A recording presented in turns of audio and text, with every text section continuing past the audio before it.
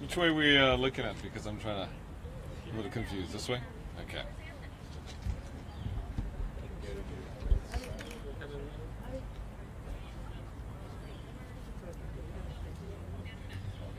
Come on in, guys. Oh, yes, and yeah, the service is going to do it.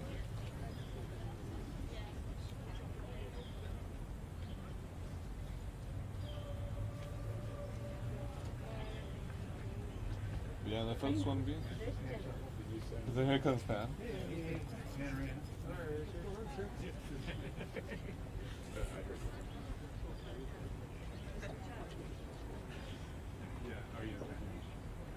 Abby, want to come over? No?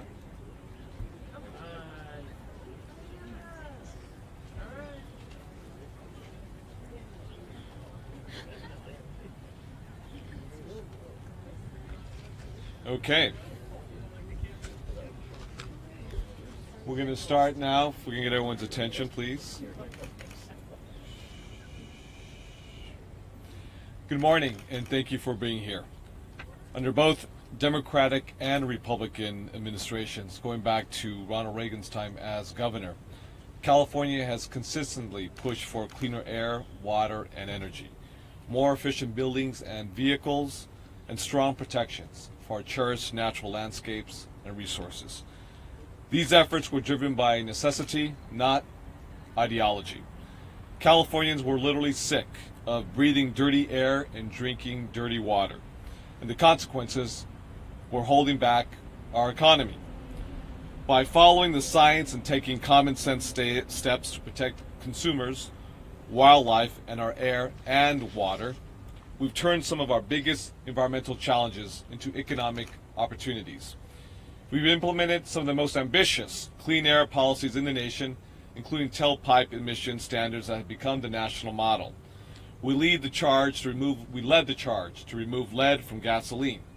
We asked for and received nearly 150 waivers under the Clean Air Act to preserve even stronger policies to tackle pollution.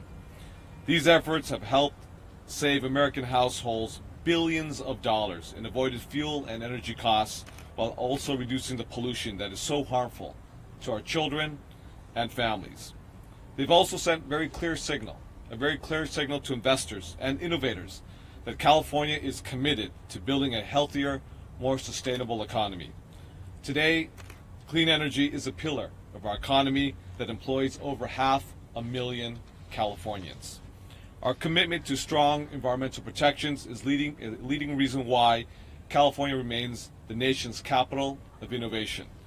Californians understand we don't have to choose between a strong economy and a healthy environment, and we're not willing to accept either or.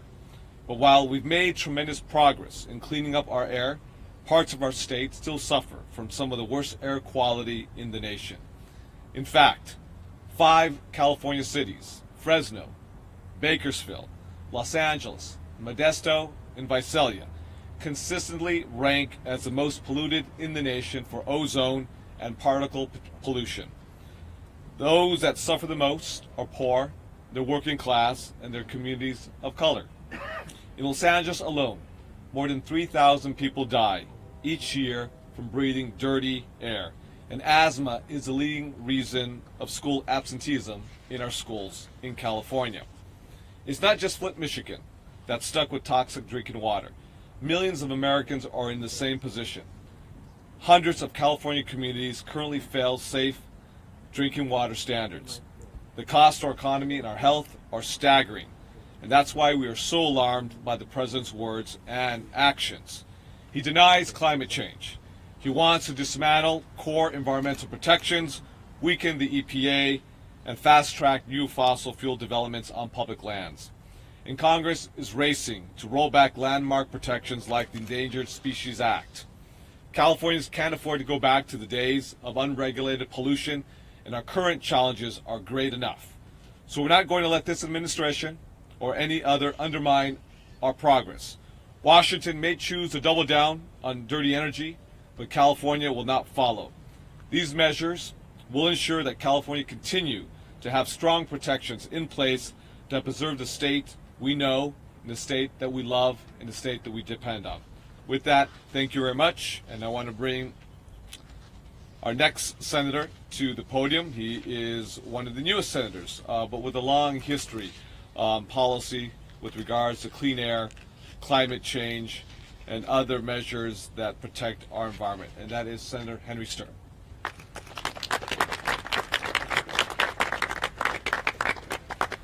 Thank you, Mr. Pro Tem. Welcome, everyone. What we're unveiling today is a very straightforward set of legislation. It essentially says we can't go backwards. As the Pro Tem mentioned, we have a lot of progress we've yet to make. People are dying from dirty air, kids are missing days of school, and there's a lot of progress yet to be made. However, we cannot afford to go backwards. So what we're doing today is we're locking in at least some baseline so that people in the state of California can trust that we're going to have their back to preserve the quality of California that they've all come to expect, and know that progress can still be made, but this will prevent backsliding both federally and in this state. And I welcome the debate.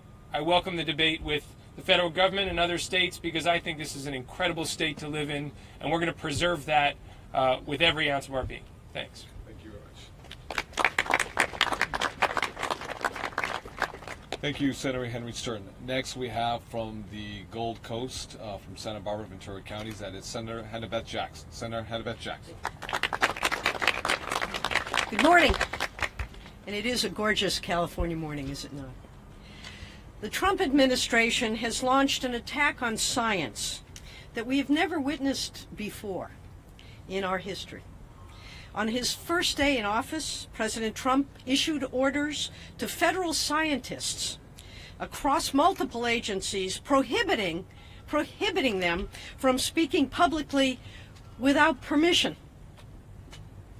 And scientists across the world fear that critical data on topics like climate change could be destroyed. Here in California, we are pushing back because we know that our decisions, particularly when it comes to the environment, must be based on data and fact. Policy needs to be based on science. Science should not be undermined by political ideology. If we cannot operate on the basis of fact and the realities of this world, we simply jeopardize the future of this planet. It's that simple. We must ensure that scientists can speak freely with policymakers about their findings, that they can speak freely with each other, and that they can speak freely with others around the globe. It is critical to our survival.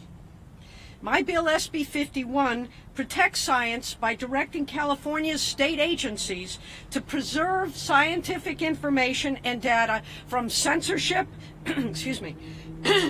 or destruction orders that may come from Washington. It is almost inconceivable that we are at this point where we need to protect science from the politics of ideology, regardless of what side. And that is what this bill does. It also gives scientists the ability to speak out without fear of retribution. And it protects government whistleblowers who report improper or illegal activity by ensuring that those who bravely and unselfishly stand up for the public's interest do not have their professional credentials stripped away. This seems, as I stand here, as someone who's been in this legislature for about 11 years and practiced law and has white hair, it is shocking to me. It is shocking to me that we need to pass legislation to protect science. Science is there to provide us with the facts and the realities from which we make policy, not the other way around. And so I'm very proud to bring this measure, very proud to work with the people behind me, and want to thank the Pro Tem for his leadership in this area.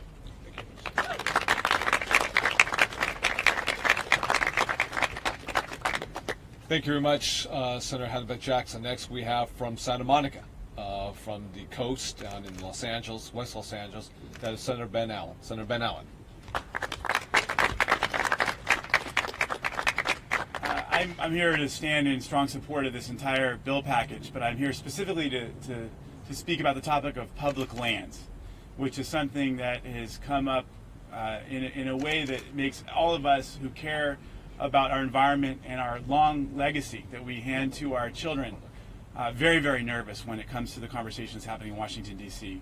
There are a number of prominent members of Congress and prominent members of the Trump administration who are on the record supporting a large-scale sell-off of our federal lands, either opening them up to mineral and oil and gas exploitation, or direct sales to corporations and others who want to use those lands, exploit those lands for commercial gain. And I know that people in this state care a great deal about the preservation and protection of our public lands. We have some of the most successful outdoor recreation companies in the world based right here in California, Patagonia, right the way on down. We have fishermen and outdoorsmen and hikers and families who love to go out and enjoy our public lands, for whom they consider it a critical part of their heritage as Americans and as Californians. And as a way of trying to make sure that we push back on this attempt, on any potential attempts to sell off federal lands here in California, I'm happy to announce SB 50, which is our Public Lands Protection Act, which will protect our public lands in California in several ways. First of all, it will give the California State Lands Commission the right of first refusal, either to accept any federal land or to find a suitable owner. It establishes a requirement that any conveyance of federal public lands, including mineral rights, in California is void unless the right of refusal is complied with. It also puts in place a process to facilitate any conveyance of lands and gives the Commission the authority to enforce that process in the courts. And it importantly prohibits county recorders from recording a transfer unless they get a certificate from the Lands Commission that the Commission had a right of first refusal. And finally, it establishes the policy of the state of California that the Commission and other state agencies that manage public lands will work to resist any changes to national monuments in California. That we've never had a national monument designation rolled back after nearly about 100 years of tradition in this area under the Antiquities Act, but we certainly don't want to start now. So SB 50 will protect our precious public lands and ensure these vital resources continue to contribute to our local economies, and that we ensure that future generations have the same amazing opportunities that I had as a child, hoping and being inspired by the grandeur of the Sierra backcountry, the breathtaking vistas of our high desert. We owe it to our children, we owe it to future generations to protect our public lands.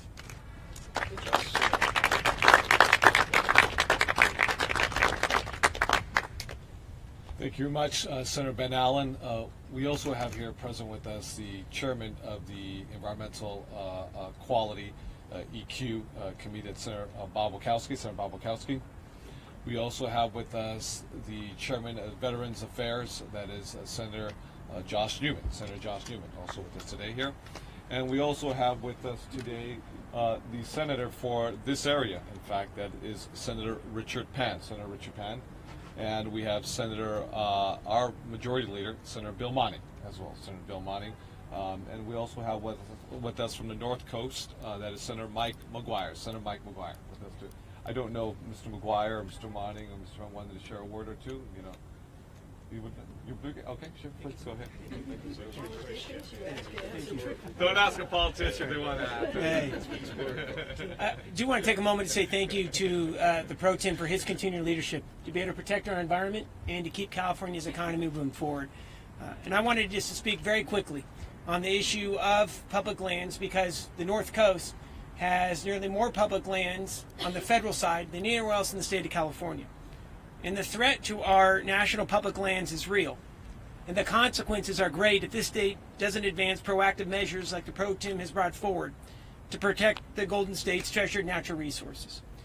I'm grateful to be able to represent one of the most beautiful spots on the planet, and that's the California North Coast. We have millions of acres of federal forest, rivers, wide open spaces, 40% of the California coastline. And we're also home to some of the tallest trees on the planet, the mighty California redwoods. Our federal wildlife lands and national parks are America's gathering grounds, our nation's backyard. And not only are these open spaces important to protect because they are sensitive, they have sensitive ecosystems, they hold tremendous value for carbon sequestration. They provide drinking water to millions in the West. But they are also one of the largest economic drivers for rural California communities.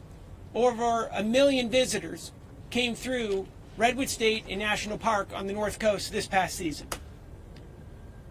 The 7 counties that make up the 2nd District has roughly 3.3 million acres of federal land. In fact, California has the most to lose under the dangerous policies of President Trump and what his administration is advancing. There are 45.8 million acres of federal land in the Golden State. 45% of our entire state's land mass is federal. And just 2 years ago, we saw what this threat could propose. The legislature, thanks to the pro tem, passed a bipartisan bill, SJR 3, which helped stop a 4,000-acre nickel and cobalt mine on the undammed Smith River. That mine would have ruined and fouled the drinking water for 28,000 residents in Del Norte County, California, and would have destroyed some of the most sensitive areas in our state. And I'll end it with this question. If California doesn't advance these proactive policies, who will? And again, thank you so much to the President Pro Tem for all of his work.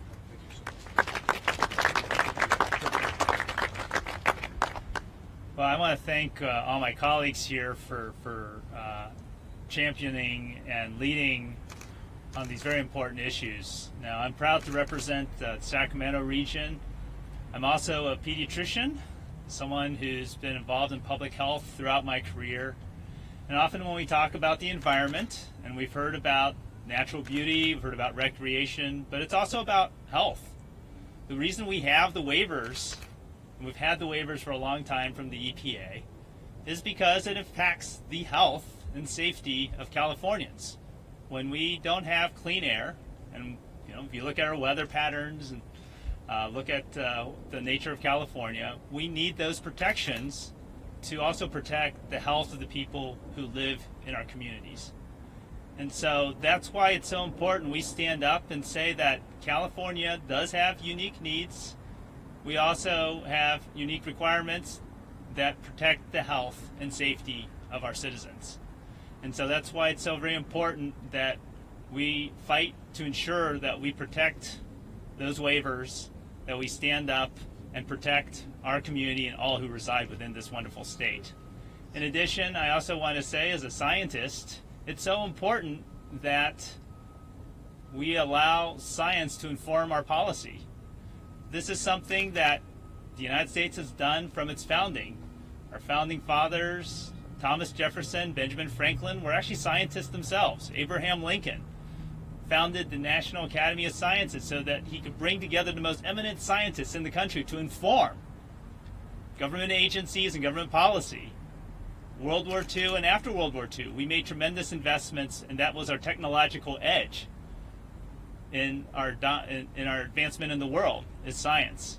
And so it's so very important that we allow our scientists to speak out, that actually science informs our policy. People have said science is true, whether you believe it or not. And there are consequences when we ignore science. So again, it's so very important we protect our waivers to protect the health and safety of the people who live in our state, and that we allow science to inform both policy here in California and, more importantly, in our country. Thank you.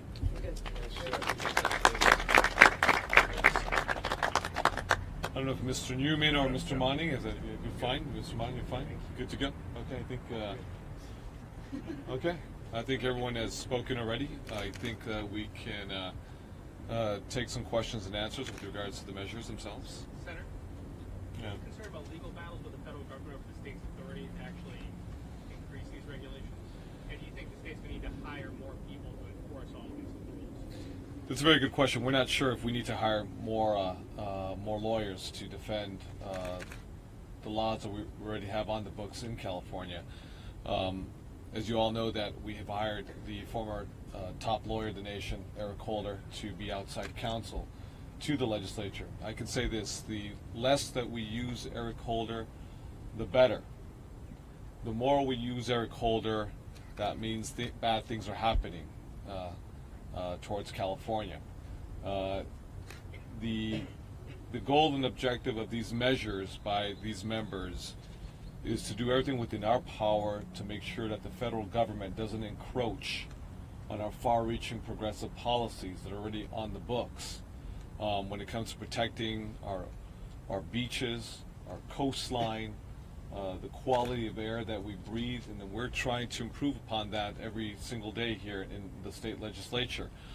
So it's my hope that we don't get into a legal battle with the EPA and with the White House and the Congress.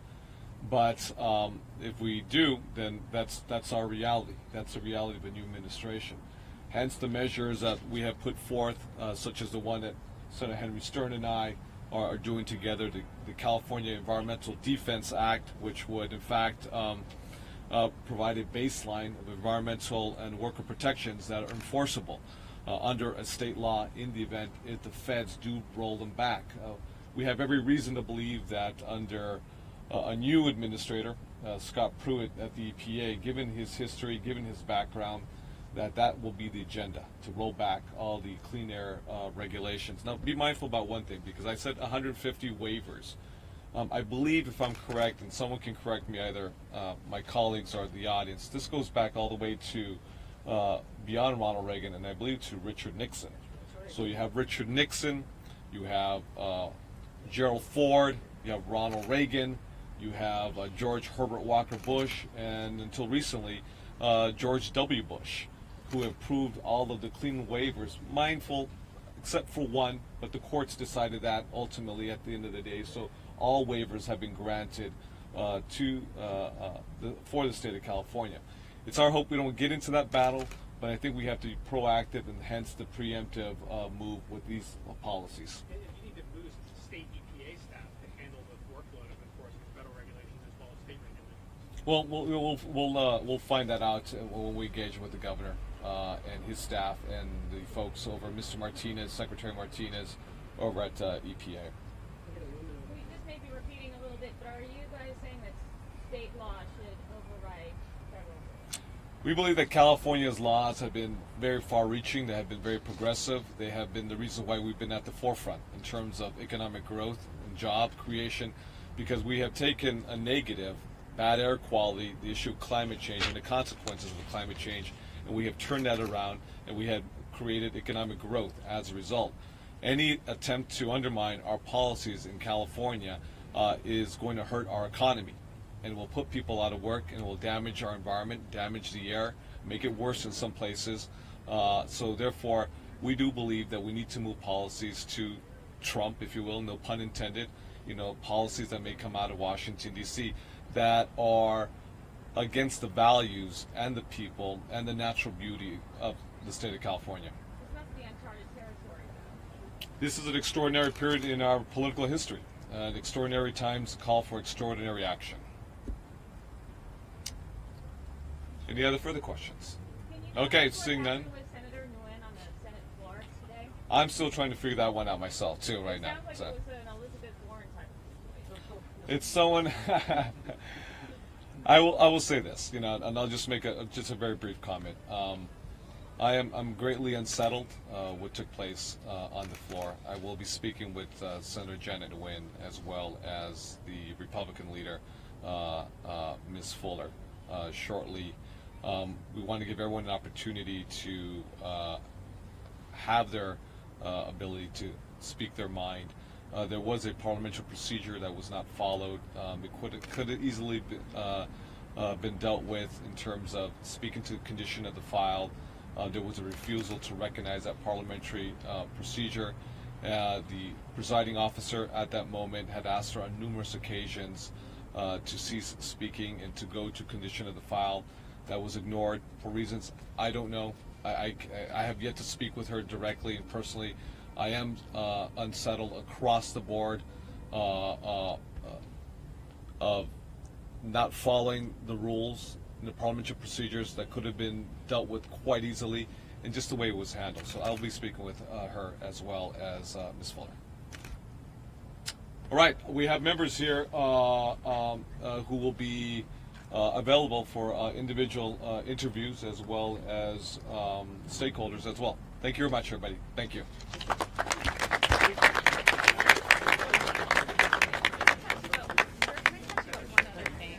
I didn't want to hold everybody up about your flood protection bond? Yeah. Do you have time for that real fast? Send me Capital Television News Service. Do you have an extra need that? No, hi. I'm Midori. Midori? Midori. Midori. Like we live for? Yes. I'm Japanese.